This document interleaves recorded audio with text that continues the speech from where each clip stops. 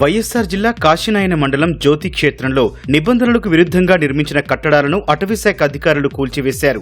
ఆలయ కమిటీ భక్తులు సమయం ఇవ్వాలని కోరగా ఇప్పటికే చాలా సమయం ఇచ్చామని అధికారులు బదులిచ్చారు.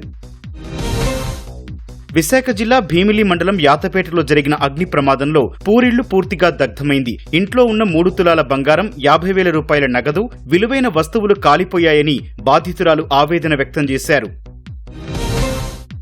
బాపట్ల జిల్లా అద్దంకి మండలం తిమ్మాయిపాలెంలో అప్పుల బాధ తాళలేక యువకుడు ఆత్మహత్యకు పాల్పడ్డాడు. అప్పులిచ్చిన వారు ఒత్తిడి చేయడంతో కోటేశ్వరరావు ఇంట్లో ఉరివేసుకుని ఆత్మహత్య చేసుకున్నట్లు స్థానికులు తెలిపారు. మృతునికి భార్య, 2 పిల్లలు ఉన్నారు.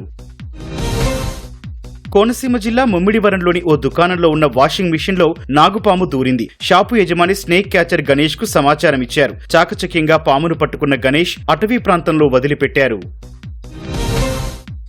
అంతర్జాతీయ మహిళా దినోత్సవం సందర్భంగా సత్యసాయి జిల్లా హిందూపురంలో మహిళలు భారీ ర్యాలీ నిర్వహించారు. గురునాథ్ సర్కిల్ నుంచి ఎన్టీఆర్ కూడలికి ర్యాలీగా వచ్చి మానవహారంగా ఏర్పడి మహిళా దినోత్సవం ప్రాముఖ్యతను వివరించారు. అంతర్జాతీయ మహిళా దినోత్సవం సందర్భంగా ప్రకాశం జిల్లా పోలీసులు మహిళలకు ఉచిత వైద్య శిబిరం ఏర్పాటు చేశారు. వైద్య పరీక్షలు చేసి ఉచితంగా మందులు పంపిణీ చేశారు.